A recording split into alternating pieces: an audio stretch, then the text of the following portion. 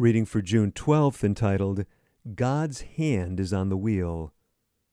Finally, my brethren, be strong in the Lord and in the power of his might. Ephesians chapter 6, verse 10. The future is before us, and unforeseen events will surely take place, changing the present aspect of things in the world. Lust and greed are striving for the supremacy. Oppression and hatred will be exercised to destroy. Inspired by a power from beneath, Satan's instrumentalities will work with intensity to carry out his will. The wicked shall do wickedly, and none of the wicked shall understand, but the wise shall understand.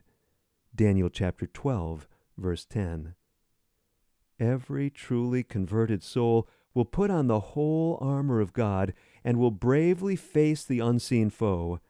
God's servants will realize the necessity of partaking of the divine nature. Now is our time of peril. Our only safety is in walking in the footsteps of Christ and wearing his yoke. Troublous times are before us. In many instances, friends will become alienated.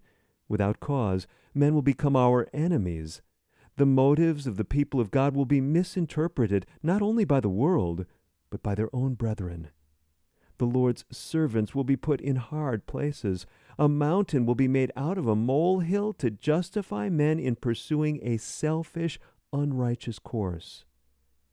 The work that men have done faithfully will be disparaged and underrated because apparent prosperity did not attend their efforts. By misrepresentation, these men will be clothed in the dark vestments of dishonesty because circumstances beyond their control made their work perplexing. They will be pointed to as men that cannot be trusted, and this will be done by the members of the church. God's servants must arm themselves with the mind of Christ. They must not expect to escape insult and misjudgment. They will be called enthusiasts and fanatics, but let them not become discouraged.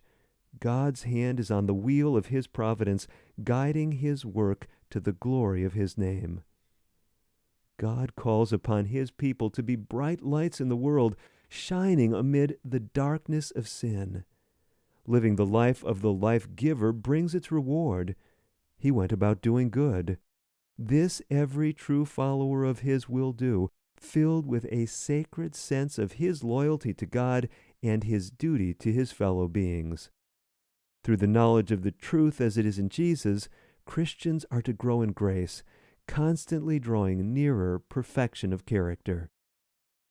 Taken from manuscript 156b, from the year 1901, entitled The Signing of Agreements.